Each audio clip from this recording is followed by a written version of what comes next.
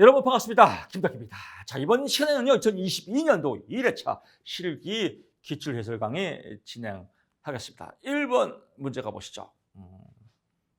이런 문제를 여러분들이 아주 싫어할 겁니다. 왜냐면 말이죠. 일단 길어요. 길면 짜증나요. 그리고 글쓰기를 해야 돼, 글쓰기요. 근데 글쓰기는 양면적 요소가 있습니다.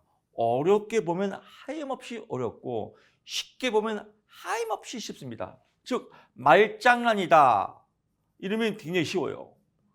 근데 논술이다 이러면 굉장히 어렵게 느껴져요. 근데 둘이 똑같아요. 논술이나 말장난이나.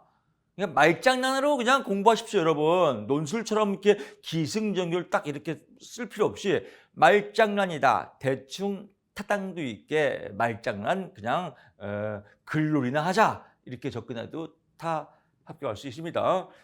이거 안 봐도 돼요. 임상심리자로서 사례와 같은 여기 사례가 정신질환자네요. 이 정신질환자가 재활 프로그램을 구성한다고 할 때 정신질환자를 위해서 정신재활이 있어 가장 기본인 원칙 5가지를 쓰죠. 정신재활이 있어. 5가지만 될 것 같아요? 천만의 말씀 만만해. 꽃가게. 5만 가지도 넘어요. 결국은 답이 뭐예요? 답이 인문학이에요. 인문학은 타당도 있게, 타당성은 객관성이죠. 객관적으로 맞냐 안 맞냐, 타당성 있게 아무 말 대잔치 글짓기 하자. 그럼 이거 반대로 말하면 정답이 없어요. 그냥 타당도 있는 글짓기가 정답이죠. 아니, 정신질환자의 재활 프로그램 어떻게 해야 돼요? 잘해야겠죠. 어떻게 잘해야 돼요? 건강하게 했죠. 재밌게 해야겠죠. 놀이치료도 들어가고 직업 목적도 들어가고 가족과 함께도 해야 되고 이런 거 주저리를 쓰는 겁니다. 근데 여기 해설은 여러분이 쓰는데 도움이 되라고 이렇게 기준 준 것들을 마련한 겁니다. 근데 여기 글자 그대로 외울 필요가 있어요? 없어요? 없어요. 환자들한테 희망을 준다. 당연히 희망을 줘야죠. 그럼 희망을 안 죽었어요? 이걸 뭘 외워요? 그럼 여기다가 희망자 저는 쓰고 싶어요. 쓰기 싫어요. 그럼 어떻게 해요? 환자들한테 자신감을 부여한다. 이것도 답이 되겠죠. 이걸 누가 못 맞춰요. 또 정신질환이니까 오래 걸렸죠. 정신재활치료는 단기간에 장시간 동안 진행된다. 그러면 우리가 배운 거 정신재활치료는 훈습을 통해서 오랫동안 치료가 필요하다. 이것도 답이 되겠죠. 유식하게 훈습을 통해서 이렇게 환자뿐만 아니라 가족의 치료의 재활에 적극해 상식이죠. 여기서는 뭐예요? 회사원인 A씨는 직장을 다니다가 지난 1년 전부터 직원들을 비롯한 누군가 자신을 감시하고 자신이 평소에 하는 말이 언론을 통해서 보도되고 있고 망상이네요. 과대망상. 몹시 불안해하고 있고 불안 중독, 종족 문을 잠근다. 가족을 포함하는 것 만나면 폐쇄증, 불안증 이런 것들 다 해당되는 게 뭐가 있어요? 강박증도 있겠고 우울증도 있고 대부분 조현병 스타일, 조현병. 조현병을 앓고 있구나. 이런 거를 통해서 그냥 주절주절 이렇게 쓰는 겁니다. 그러면 회사원인 A씨는 직장을 다니는 사람이니까 직장 돈을 벌어야겠죠. 그러면 직업에 대한 직업 성과를 향상시키는 거, 재활에 직업 성과를 향상시키는 환자에 빼야 되겠죠. 직업 성과를 향상시키는 재활에 중점을 차린다. 치료와 재활을 통합된 것을 보고 총체적으로 접근한다. 이런 인문학적 요인을 좀 유식하게 주저리 쓰면 됩니다. 어렵지 않습니다. 그냥 상식적 내용이죠. 2번, 이것도 쉽습니다. 행동수정 기법이라고 하죠. 그냥 행동주의예요. 행동주의에서 수정 기법, 내적 치료가 있고 외적 치료가 있습니다. 체계적 중간법, 인지적 모델링, 사고 중지 이런 것들은 내적이고 외적이고 구분 안 했잖아요. 그럼 이 중에서 5가지만 골라쓰면 됩니다. 5가지. 쓰시오니까 설명도 필요 없겠죠. 이런 문제는요. 대부분의 응용 문제가 나오더라도 6가지 이상은 안 나와요. 그럼 이거 다 외울 필요 있어요? 없어요? 없어요. 이런 공부의 요령이 중요한 거예요. 또 책에 이만큼 써놨다고 다 외우는 사람 있어요. 체계적 등급. 그것도 순서 똑같이 체계적 등급하고 인정모델 사고 체계적 등급 또 체계적 등급하고 사고 야! 너 순서 틀렸잖아. 인정모델이 그 다음에 와야지. 아 다시 미안해. 다시 갈게. 체계적 등급하고 인정모델이 사고 주기. 맨날 이 집만 하는 사람 있을까 없을까? 있을 수 있어요. 정신 나갔죠. 그냥 땡기는 대로 입맛대로 반찬이 이렇게 있어요. 반찬 가게 가서 반찬이 있으면 김치를 처음 먹으나 김치를 나중에 먹으나 김치를 안 먹으나 김치 안 먹으면 깍두기 먹으면 되지. 뭘 처음에는 김치 먹어야 돼. 두 번째는 콩나물 먹어야 되고 세 번째는 고사리를 먹어야 돼. 미친 거 아니에요? 공부도 마찬가지예요. 이 중에서 최고로 많이 나와봤자 6개다. 그러면 6개 딱 집어서 그냥 체계적 등급법, 인정 모델링, 뭐 사고 중지, 외우고 토큰 강화, 토큰 강화라고 토큰법, 뭐 주장 훈련, 뭐 역할 연기, 모델링 이런 거 쉽잖아요. 다 배웠잖아요. 근데 여기서 잠깐 2가지예요. 행동 수정 기법 5가지가 얘인지 몰라요. 그러니까 문제를 이해 못해서 그런 거죠. 이건 다 알아요. 이거 다 외웠는데 문제가 이건지 몰라요. 미치는 거죠. 공부 안 한 거예요. 다 외웠는데요. 공부 안 한 거예요. 탑을 못 쓰면 공부 안 한 거죠. 그러니까 실기는 제목이 중요해요. 행동 수정 기법, 행동주의의 수정 기법, 행동주의의 내적 치료, 외적 치료 기법 뭐 다 같은 말입니다. 여기까지는 내적이에요. 여기는 외적이에요. 여기까지는 내적, 여기는 외적. 심화 공부하면 여기까지는 내적이고 여기까지는 외적이구나. 근데 이런 문제는 가끔 나오기 때문에요. 그냥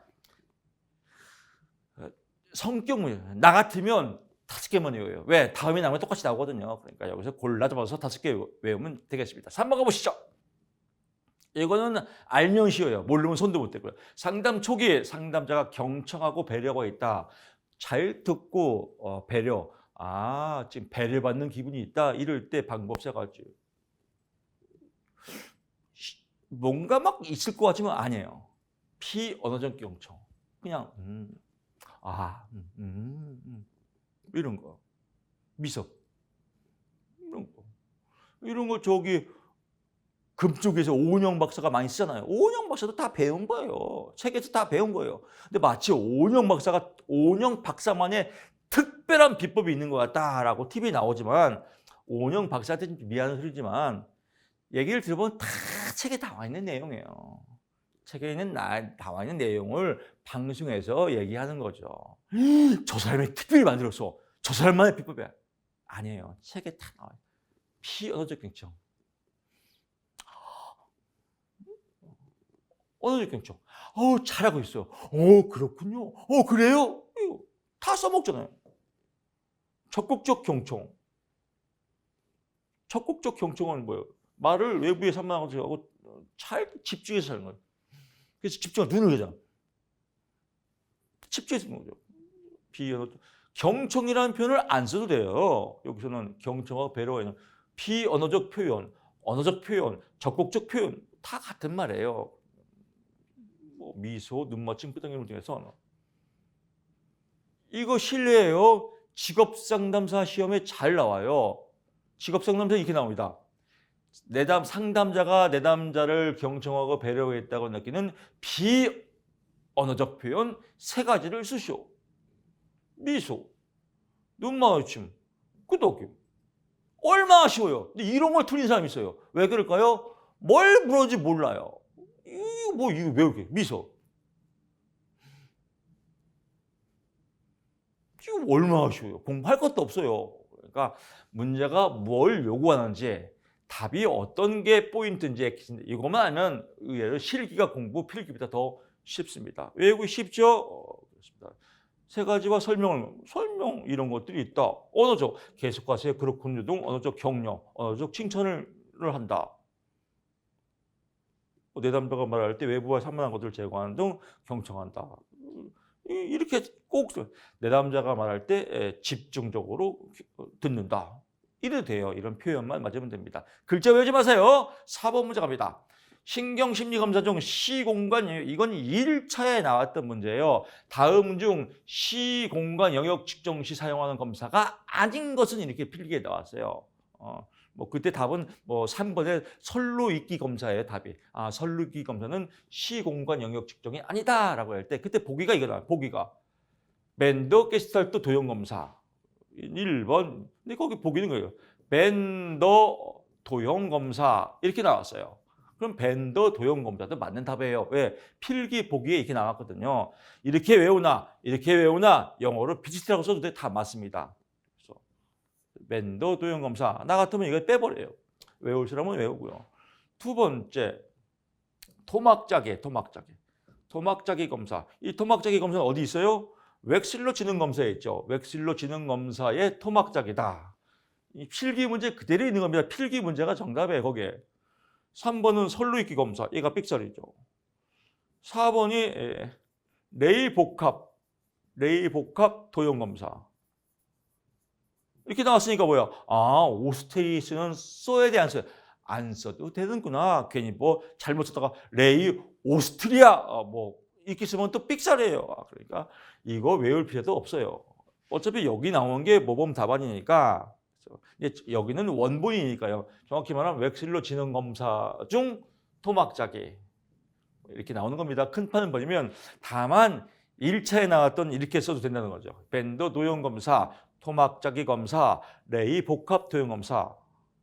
그 다음에 이제 여기서 5가지니까 3가지 맞췄죠. 그 다음에 나머지 외우기 쉬운 거 뭐 후퍼 시각 조직과 검사. 교수님 나는 영어만 하면 울렁증 있어요. 그러면 그냥 얘 빼버리고 시계 그리기 검사, 도형 그리기 검사 뭐 이렇게 써도 됩니다. 5개만 외우면 되겠습니다. 5번 문제 가보시죠. 상담 목표 이건 거저먹기입니다. 점수 주기 한 겁니다. 상담 관련 이런 거 틀리는 사람은 공부하는 게 실기 공부에 공부하는 방법을 몰라서 그래요. 이거는 그냥 공부 안 해도 맞출 수 있어요. 관련 없이 상담 목표 관련 상담에서 보편 상담에 쓰는 기법 상담할 때 뭐 써요? 잘 들어야죠, 그렇죠? 공감. 이것도 다 공감, 경청, 수용. 여기 나오네. 공감적 반응도 되고 공감이라고 돼요. 반영, 명료화, 구체화, 직면, 해석 뭐 쭉 나와 있죠. 이 중에서 이런 문제는 항상 5개만 나와요. 5가지만 골라 잡아서 외우면 될 것 같습니다. 6번 문제 가보시죠. 사례 문제 나왔네요. 사례 문제는 어려운 거 아니겠죠? 글짓기만 잘하면 돼요. 사례를 분석하여 우울장애 진단 기준. 우울장애 진단 기준 4가지. 이건 사례 안 봐도 되겠죠. 사례 봐도 뭐 우울증 있는 사람이겠죠. 뭐. 근데 또 이런 거 분석하는 사람이 있어요. 그냥 우울증에 대한 내용이겠네. 자살 위험 평가 방법 써가지고 자살에 대한 내용이겠네. 자살 위험이 높은 내담자를 위한 개입. 자살에서 위험이 있는 사람 개입해야지. 이것도 우리 공부 많이 했잖아요. 그래서 사례랑은 별 의미가 없어요. 우울장애 기준. 여기서 우울장애 기준 4가지라고 해서 4가지만 고르면 돼요. 이거 5개 다 외우지 말고 이 중에 4가지만 읽으면 돼요. 짧은 걸로.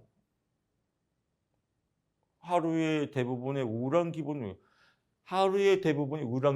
거의 매일 지속된다. 가끔 우울한 건 아니에요. 우울진이니까요. 거의 매일 반복적으로 지속된다. 이렇게 해도 맞겠죠. 거의 모든 활동에 흥미나 즐거움을 상실한다. 그래서 에너지가 일상생활에서 뭐 부족하다. 이렇게 쓰면 다 맞게집니다. 체중에 의미 있는 변화가 나타나거나 체중이 늘거나 줄거나 식욕 감소 또는 증가를 식욕이 감소하고 증가하면 변화가 이거죠. 불면 또한 과도한 수면 잠을 못 자거나 맨날 잠들고 정신 운동성의 초조나 지체가 나타났다. 초조 불안이 나타난다. 이게 기준이고요. 이건 뭐 기본적인 상식 내용이니까요. 보시고 자살 위험 평가 방법 3가지는 자살 의도를 평가한다. 자살 의도, 읽어보면 이것도 그대로 다 외울 거 없어요. 상담자는 자살 가능성 의심자에게 자살 의도가 있는지를 신중하게 자살 의도가 있는지를 신중해요. 자살하려고 그래요? 이렇게 하지 말고 진짜 자살하고 싶은 만큼 괴롭나요? 자살할 것 같은 얼굴이 아닌데? 이러면 안 되죠. 그럼 여기까지만 잘라도 돼요. 얘는 버려도 돼요. 그냥 여러분 글짓기 편하라고 소설책 같이 써놓은 거지. 자살 의도가 있는지를 신중하게 물어본다. 자살 의도 평가. 외울 것도 없죠. 자살 방법 평가. 구체적으로 자살 방법을 하고 있는지 물어본다. 자살 준비 평가. 진짜 구체적으로 자살을 준비하는지 물어본다. 어떻게 자살을 시도했는지 구체적으로 물어본다. 평가한다. 여기까지 아시면 되지. 쉽지요? 자살 위험이 높은 대담이랑 개입 방법 3가지. 3가지만 뭐 이게 정답이기도 하고요. 정답 3만 가지 넘어요. 어떻게 개입해야 돼요? 가족이나 가까운 사람에게 알려야 된다. 혼자 있지 못하게 한다. 자살할 수 있는 위험물이나 상황을 가까이 있지 않게 한다. 정신건강의학과 전문의를 포함한 자살 예방 전문가를 만나게 한다. 뭐 이런 거. 운동이나 뭐 등산을 통해서 자살 위험들을 뭐 낮춘다. 뭐 여러 가지 그냥 쭉쭉 쓰면 됩니다. 교수님, 저는 그렇게 여러 가지를 쭉 쓰는 게 그게 어려워요. 그런 분들은 그냥 이렇게 외워서 뭐 토를 달면 되겠습니다. 7번 갑니다. 만성정신질환자 재활 방법. 만성정신질환자 아까 앞에서 했잖아요. 비슷한 맥락이에요. 재활 방법. 만성정신질환자의 만성정신질환은 첫째 뭐가 안 돼요? 의사소통이 안 돼요. 타인과 대인관계가 안 돼요. 안 되겠죠. 왜? 만성정신질환을 알고 있으니까 삑사리가 나와요. 삑사리가. 그럼 어떻게 해야 돼요? 의사소통 결여로 인해 발생하는 환자의 역기능적 대인관계나 사회 기술을 통해서 이렇게 여기서 자르면 돼요. 이렇게요. 대인관계나 사회 기술을 잘 적응할 수 있도록 구조화된 교육 과정이 필요하다. 뭐 이렇게 그냥 이 범위 내에서 쓰면 됩니다. 한 줄. 그럼 포인트는 대인관계, 사회기술 갖고 사회기술 훈련 풀어가 된다. 2번째, 직업재활 훈련. 세상 살면 나 혼자 못 사니까 TV에서는 나 혼자 산다고 나오지만 우리 TV가 아니잖아요. 현실이잖아요. 그럼 어떻게 해야 돼요? 돈 벌어야죠. 어디 가서? 직장에서. 그럼 뭘 가져야 돼요? 직업을 가져야죠. 그럼 뭐예요? 직업을 필요한 직업재활 훈련 프로그램을 하게 된다. 이런 말 갖고 또 글짓기 하고. 주거 프로그램은 탈시설화래요. 탈시설화. 시설은 어디예요? 주로 뭐 사회복지시설, 또 정신병원 이런 데 주로 갇혀 있는 데죠. 이 갇혀 있는 데서 벗어나서 사회 속에 적응할 수 있는 주거 프로그램.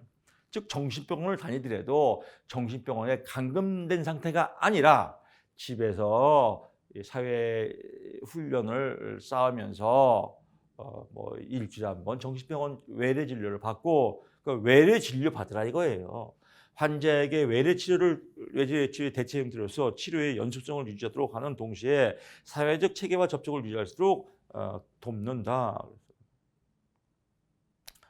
뭐 집에서 프로그램 하는 거 집에서 병원도 왔다 갔다 하고 그러니까 집에서 재활 치료하는 걸 주거 프로그램이고 하는구나라고 하는 거죠. 3가지니까요. 첫째, 사회기술훈련 프로그램을 하고 직업재활 훈련 프로그램을 하고 주거 프로그램을 집에서 재활 치료를 하는 연습을 한다라고 보시면 됩니다. 8번 문제 가보시죠. 아래 상담에서 상담자가 다시 언급하는 것은 무엇을 보여? 벌써 답이 다 왔어요. 아래 상담 장면에서 상담자가 다시 언급한다. 다시 언급하는 걸 뭐라 그래요? 환원, 뭐 재진술. 다시 언급하는 거 이런 거잖아. 다른 말로 언급하는 거. 그럼 답이 뭐예요? 무엇을 보여? 환원이나 재진술을 보여주겠죠. 지가 다 써있잖아요. 쉽죠. 저는 도대체 남에게 도움이 되지 않는 인간이에요. 전에도 그랬고 앞으로도 계속. 여기만 보면 뭐가 문제가 있어요? 어디가 문제가 있어요? 대가리, DGR이 문제인 거예요. 벌써 딱 봐도. 그럼 대가리 DGR을 전문용어로 뭐라고 그래요? 인지라고 하죠. 인지. 인지가 문제가 있구나. 그러면 인지적 오류, 인지적 명확성의 오류 이렇게 되겠죠. 지금 그렇게 느낀다고요? 당신이 도대체 남에게 도움이 되지 않는다고요? 벌써 말을 받아주는 거죠. 정말 비참한 기분이네요. 공감해줬네요. 환원, 재진술, 공감. 결코 쓸모없는 인간이라니 다른 말을 해주는 거죠. 다 나왔네요. 네, 그게 바로 전에 저와 시내에 같이 갔다 갔던 그 친구가 제게 한 말이에요. 얘 말을 그대로 믿는 거 아니에요. 그 사람이 당신을 쓸모없는 인간이라고 또 말했다고요? 다시 다른 말로 똑같은 말로 대꾸지는 거예요. 환원, 진술, 공감. 딱 나오네요.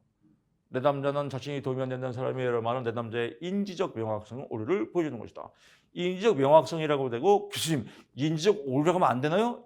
오류도 맞아요. 인지적 명확성이나 인지적 오류나 하여튼 DGR이 문제다.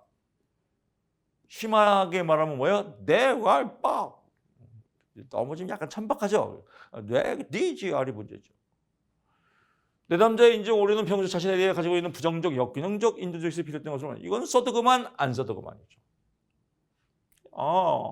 뇌가리가 잘 안 들어가는 거구나. 이 안 들어가는 이유는 뭐예요?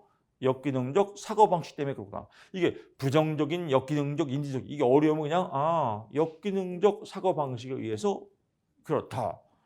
상담자가 보여주는 건 나왔죠. 재진술, 환원, 판용. 이것도 외워 이거 안 써도 돼요. 써도 그만 안 써도 그만. 또한 상담자 내 남자가 부정적인 자동적 사고로 인지삼자 중 자기 세대는 역기능적 인지를 가지고 있음을 보여주는 거죠. 여기다 나오잖아요. 뭐 이런 말을 그냥 3점짜리니까요. 3점짜리면 너무 길게 실 필요 없다는 거예요. 그냥 인지적 명확성의 오류. 그 다음에 재진술, 반영, 명료화 어렵잖아요. 재진술, 반영, 명료화. 또 재진술, 반영, 환원 이렇게만 써도 다 점수 주는 겁니다. 너무 3점짜리 갖고 에너지 뺄 필요가 없다. 이런 것들을 이해하려고 쓰는 거죠. 이것도 다 외우는 사람 있을까 없을까요? 있어요. 근데 이런 거 외우지 마세요. 좀 제발. 9번 갑니다. 놀면서 치료하는 거예요. 벽돌 쌓기 놀이, 토막 짜기 이런 거 놀이 치료하는 거예요. 놀이.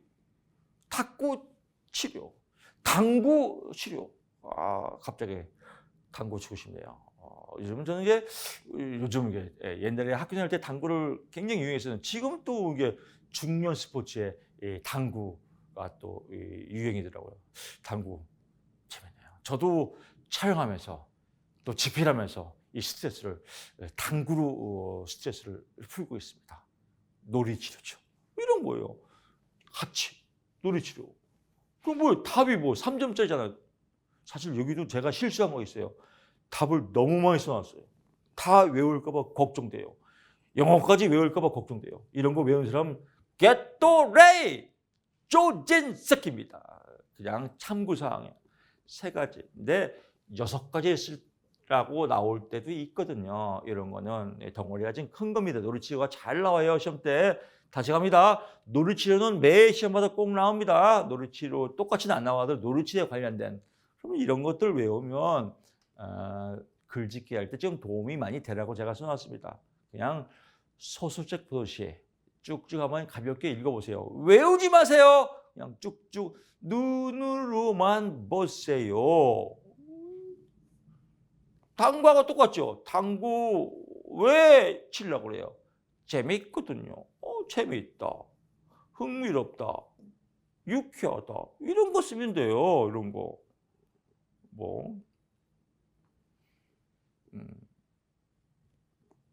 치료의 목적, 욕구 충족을 위한 만족을 하겠다. 또 즐거움과 흥미를 준다. 여기다 1번 즐거움과 흥미를 준다. 기분 전환이 된다. 다 답이에요. 저항을 극복하는 도움이 되므로 저항을 극복하게 된다. 또 의사소통의 매체로 활용한다. 불안 감소와 긴장 이완해서 치료가 가능하다. 이거 겁나게 많이 답 나와요. 놀이치료는 불안 감소 및 긴장 이완을 통해서.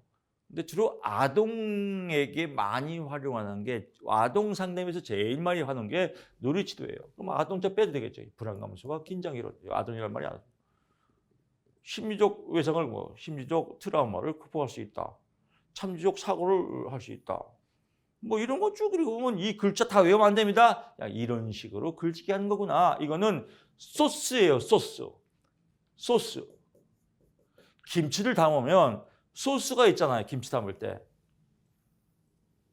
근데 이제 문제는 뭐냐면 완벽주의자들이 문제예요. 완벽주의자들은 설탕 1스푼, 소금 큰 스푼의 2분의 1, 식초 3분의 1, 또 다 재갖고 김치에 넣는 사람이 있습니다. 배추 반 포기, 겉에 3개분 빼고, 책 보고 하는 사람. 김치 담다가 일주일 걸려요. 일주일 지나면 아주 뭉퉁해서 못 먹어요. 이거 헛발질이에요. 또 책에 나온 소스 다 넣어요. 굴소스도 넣고, 또 새우젓도 넣고, 또 전라도에 있는 소스, 경상도에 있는 소스, 경상도에도 산초가루 가면 넣더라고요. 또 산초 넣고 다 넣으면 이 맛이 이상해져요. 그냥 지역마다 타당도 있게 굴도 넣으려면 넣고, 난 비린 거 싫으면 안 넣으면 되고, 새우젓도 넣으면 되고 안 넣으면 되고, 부추는 넣으면 되고 안 넣으면 되고, 내 맘이에요. 그런 소스를 다 적어놓은 거예요. 소스는 다 넣어야 돼. 삑살입니다. 그냥 소스 중에서 내 입맛대로 대충 잘 골라서 버무리면 맛있다. 김치 중에 제일 맛있는 건 엄마표 김치예요. 엄마표. 엄마랑 장에 가면요, 저울 안 갖고 가요. 노트 안 봐요. 그냥 우리 엄마랑 장에 갈 때래요. 쭉 가다가 저기 파 한 다발 주세요. 새우젓 만 원치만 주세요. 얼마 주세요. 큰 다리에다가 넣고 버무리면 끝내주게 맛있어요. 근데 대충 잡는 것 같아요. 그냥 이렇게 조금 짜면 배추 더 집어넣고, 싱거우면 소금 더 뿌리고. 맛있잖아요. 공부도 그렇게 해야 돼요. 소스를 자유롭고 타당도 있게 잘 버무리라고 이렇게 써놨습니다. 여러분, 공부할 때 제가 제일 많이 하는 게 이런 잔술이에요. 내용은 별것도 없어요. 근데 결국은 공부하는 방법, 답안지 쓰는 요령, 이런 것들을 잘 몰라서 무조건 외워야지, 무조건 어려워, 쓰는 건 어려워, 이런 강박관념에서 벗어나셔야 됩니다. 10번 갑니다. 이것도 간단해요. 자기보고식 검사의 장점, 단점 2가지만 쓰세요. 많이 길어봤자 3개, 3개. 이 중에서 골라 잡으면 돼요. 자기보고식 검사하면 지가 보고, 누구한테? 저한테 지가 지 맘대로 체크하는 거를 자기보고식 검사예요. 그럼 1번, 나는 김치를 좋아할 때 1번 새우소를 좋아한다.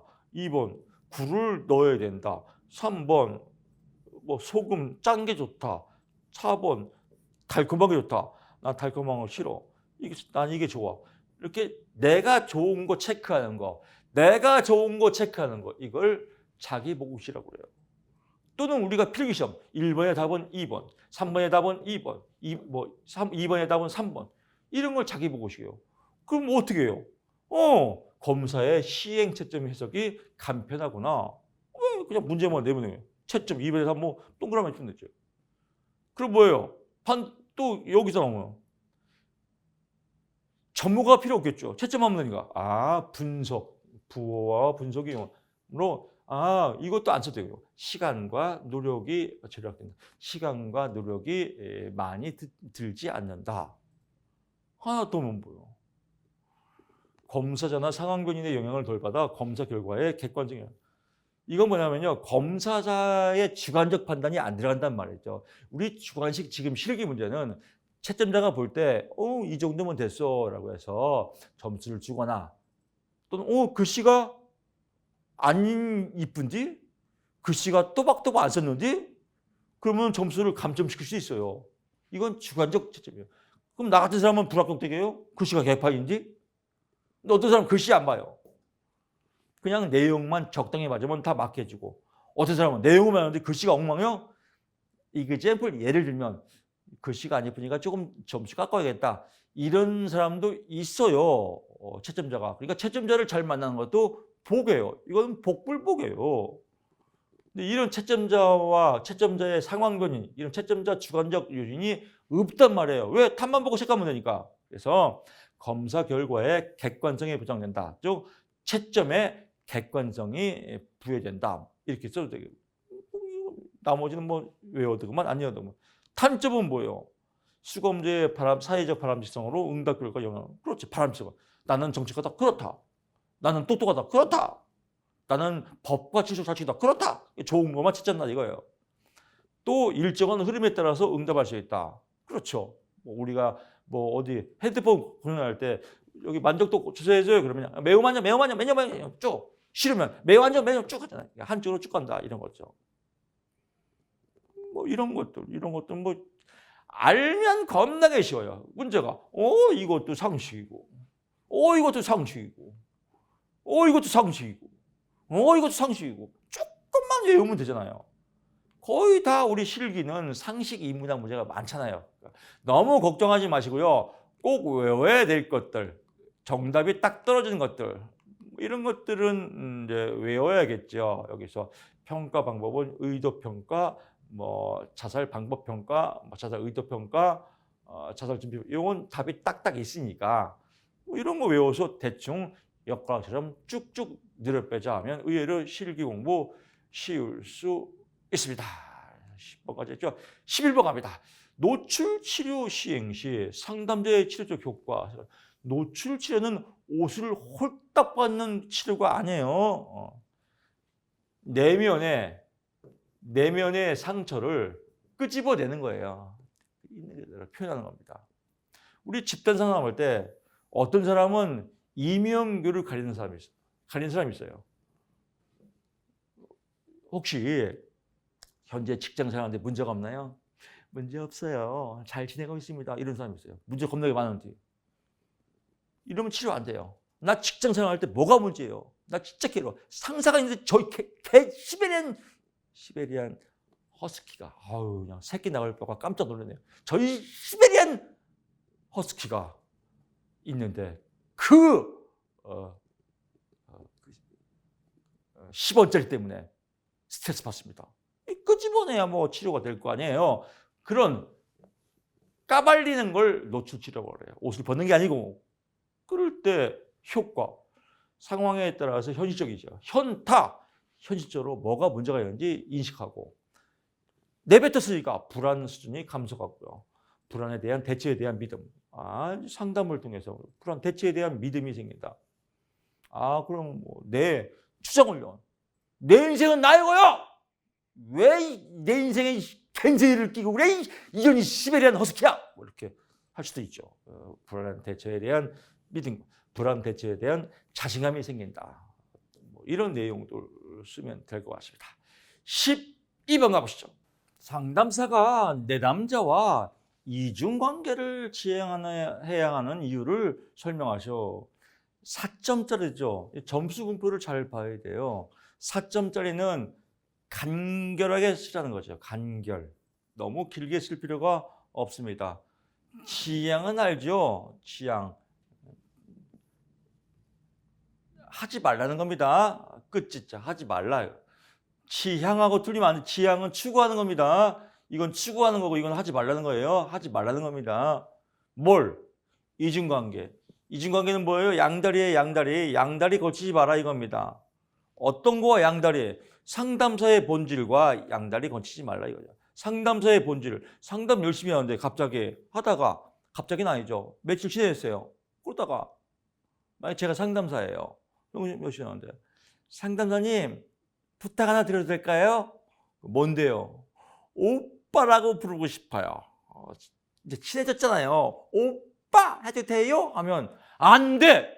이렇게 해야 돼요. 오빠 좋지. 오빠라고 불러? 이렇게 하면 안 된다는 거예요. 본질과 다른 거와 양다리에 걸치면 안 된다. 뭐 여기서 키워드만 찾으면 되겠죠. 키워드 뭐예요?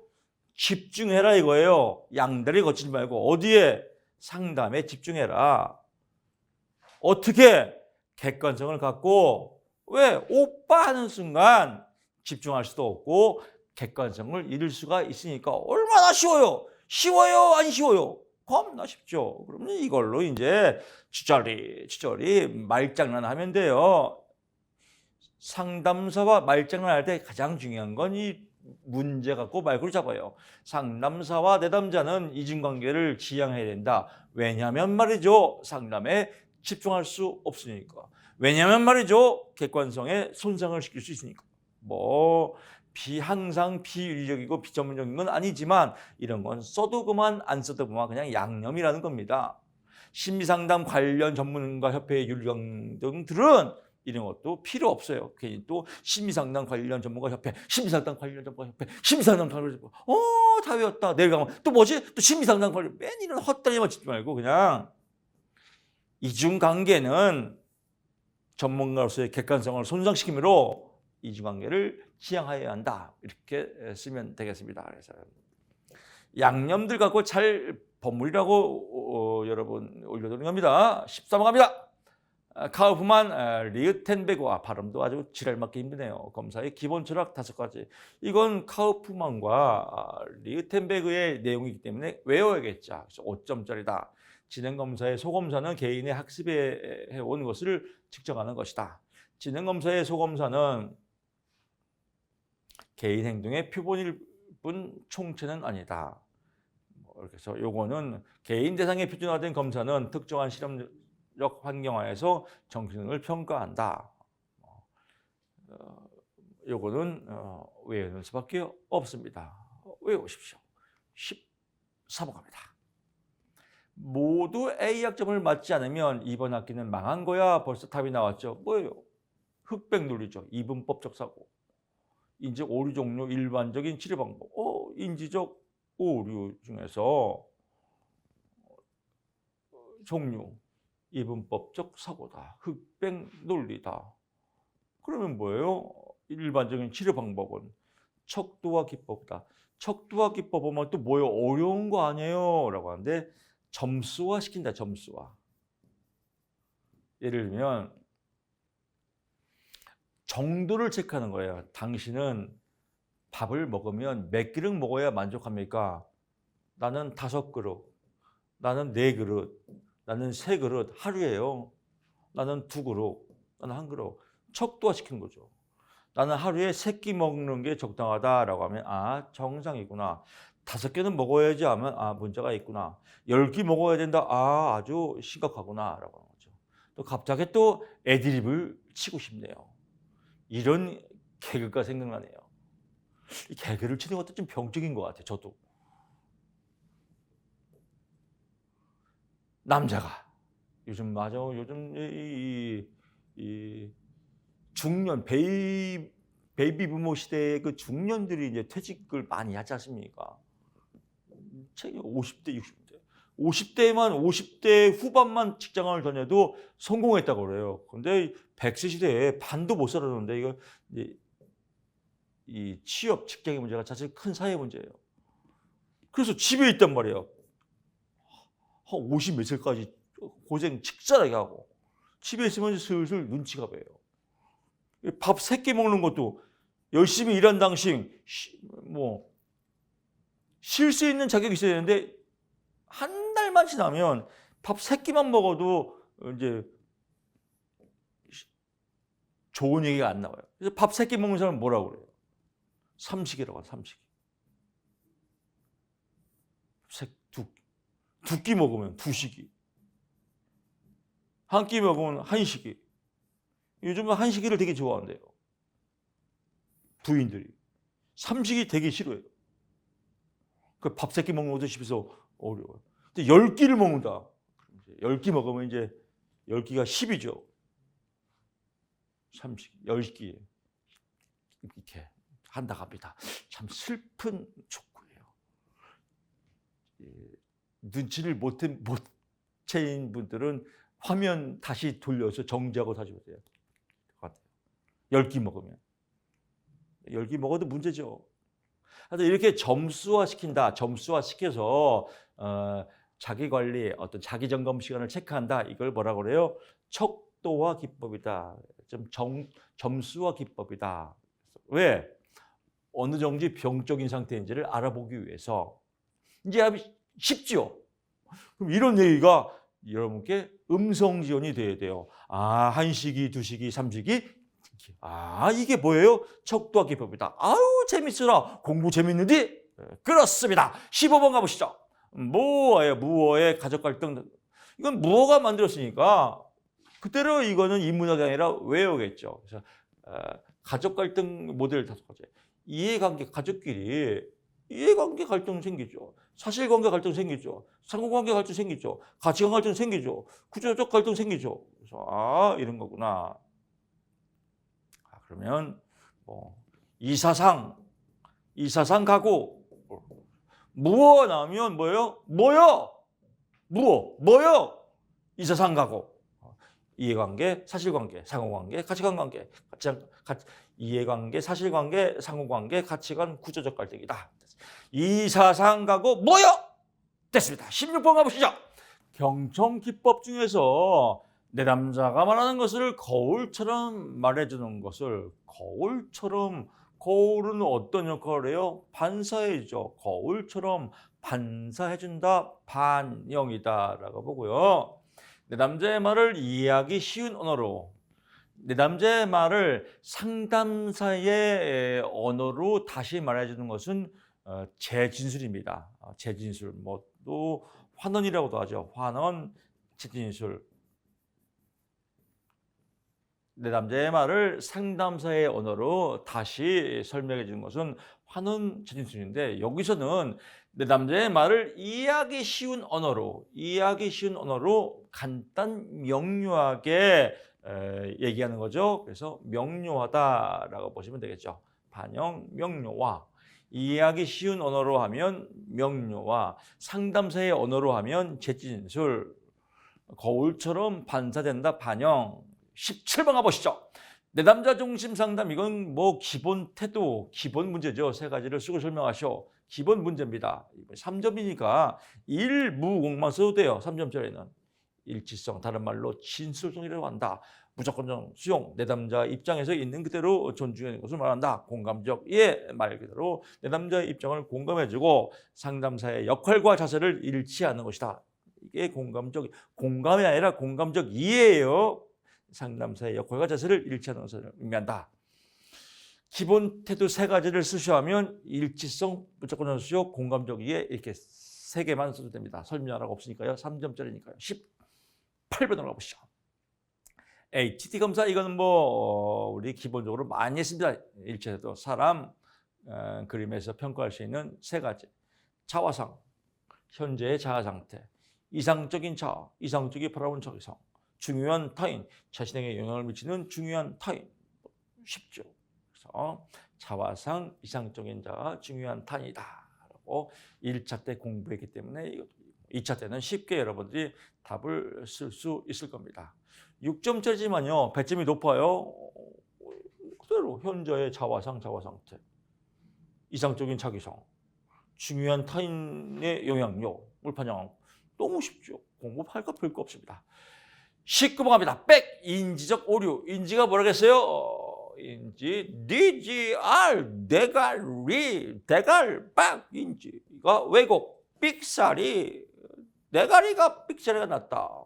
이건 우리 뭐 자다가도 쓸 거예요. 자다가도. 흑백 논리, 이분법적 사고, 어쩌고 저쩌고 다 알죠. 임의적 추론, 자의적 뭐 추론이라고도 하면 스스로 뭐 생각해서 결정되는 거. 선택적 추상화, 선택적으로 부분을 갖고 생각해서 오류를 발생하는 거. 과도한 일반화, 과잉 일반화, 개인화, 뭐 다 아는 내용이에요. 이 중에서 제일 많이 나오는 문제가 5가지예요. 3가지를 쓰시오, 4가지를 쓰시오. 제일 많이 나올 때가 5가지예요. 10점짜리네요. 10점짜리면 여기다가 예까지 써야 돼요. 예 다 나와 있죠? 이게 제일 큰 덩어리예요. 그러니까 백의 인적 왜고 5가지를 예를 들어서 설명하시오가 제일 큰 문제입니다. 배점이 10점짜리입니다. 이런 거 정말 할렐루야, 하늘의 영광, 땅의 축복, 땡 잡았죠. 10점 먹고 들어가잖아요. 우리 1차 합격한 필기합격한 분들은 이거 뭐 참 다시 공부하기도 참 시시해요. 너무 쉬워서. 그래서 예까지, 예를 완벽하지 않은 것은 곧 잘못된 것이라는 판단한다. 도 아니면 뭐다. 뭐 이런 거 쓰면 됩니다. 그래서 여기서도 7개 다 쓸 거 없어요. 5개만 골라 잡아서 쓰면 되겠다. 20번 갑니다. 전통적 모델과 치료적 모델의 평가 명포와 평가자의 역할을 각각 쓰시오라고 했습니다. 4점짜리 배점이 크지 않아요. 포인트만 잡으면 된다는 겁니다. 길게 쓸 필요가 없습니다. 전통적 모델의 평가 목표는 현재 문제와 관련하여 그 차원과 범주를 명확히 기술, 환자에 대한 치료적 결정을 돕고 전문가들 간의 의사결정을 원활히 한다. 덩어리가 좀 크죠? 이게 전통적 방법이다. 치료적 모델의 평가 목표는 객관적인 관찰자이자 반숙련된 전문가로서 비교적 제한된 역할을 수행한다. 그러면 비교적 제한된 역할을 수행한다. 또 여기는 뭐예요? 환자에 대한 치료적 결정을 돕고 전문가들 간의 의사결정을 원활히 한다. 이렇게 그냥 한 줄만 써도 충분합니다. 여기서 골라 잡아서요. 평가자의 역할은 뭐냐? 전통적 모델의 평가자의 역할은 환자로 하여금 자신과 타인에 대해 생각하고 느끼는 새로운 방식을 학습할 수 있도록 돕고 문제에 대해서 이해를 확장시켜. 그럼 여기서 뭐예요? 문제에 대한 이해를 확장시켜 자신의 삶의 문제를 해결할 수 있도록 돕는다. 이 한 줄만 써도 충분하다는 겁니다. 이걸 끌어내기 위해서 이제 썼으니까요. 두 줄 쓰면 안 됩니다. 한 줄만 쓰세요. 치료적 모델의 평가자의 역할, 관찰자인 동시에 참가자로서 초기 과정부터 상담을 통해서 핵심 문제를 파악하고 치료적 개입을 하는 등보다 능동적인 역할을 수행한다. 또한 검사 도구는 물론 인간 성격 및 정신명령에 대한 정보화의 역할을 수행한다. 또한 또 안 써도 되겠죠. 써도 그만, 안 써도 되겠만.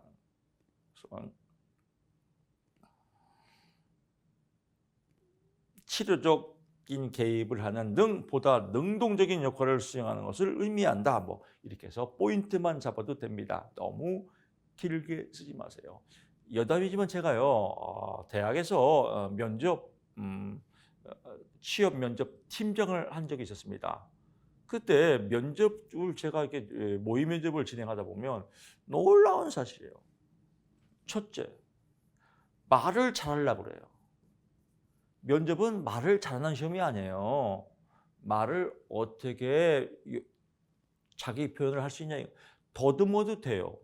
여기는 웅변대회가 아니에요. 근데 자꾸 웅변대회인 줄 알아요. 웅변대회가 아니에요. 면접은 자기 생각을 얼마큼 잘 표현하냐 이걸 보는 거지. 자꾸 말을 또박또박 저는 그렇습니다. 저의 장점으로 말할 것 같으면 이거 별로 안 좋아해요. 면접관들. 두 번째, 길게 말해요. 길게 말하는 거 짜증스러워요. 왠지 길게 말하면 성실하게 보았지? 아니에요. 삑사리예요. 그러니까 웅변대회처럼 길게 말하면 불합격이에요. 근데 자꾸 웅변대회처럼 말하려고 하고 크게 말하려고 하고 길게 말하려고 하고 포인트를 못 잡는 거예요. 간결하게 핵심 포인트를 얼마큼 잘 표현하느냐 이게 면접이에요. 더듬어도 돼요. 실수해도 돼요. 죄송합니다. 제가 너무 긴장해서 실수를 했네요. 다시 하겠습니다. 이렇게 해서 포인트만 잡아주면 됩니다. 실수했는데 불합격인데 이게 아니거든요. 여기도 마찬가지죠. 많이 써야지, 다 써야지 이런 강박관념에서 벗어나야 돼요. 여기서 물어보는 포인트는 뭔가, 여기서 물어보는 포인트는 뭔가 이 포인트를 갖고 여러분 답안지를 깔끔하게 작성하면요. 합격은 여러분들 것입니다. 자, 여러분의 합격을 응원하면서요. 좀 자신감 있게 즐겁게 공부하시기 바랍니다. 저는 다음 시간에 여러분 찾아뵙겠습니다. 고맙습니다.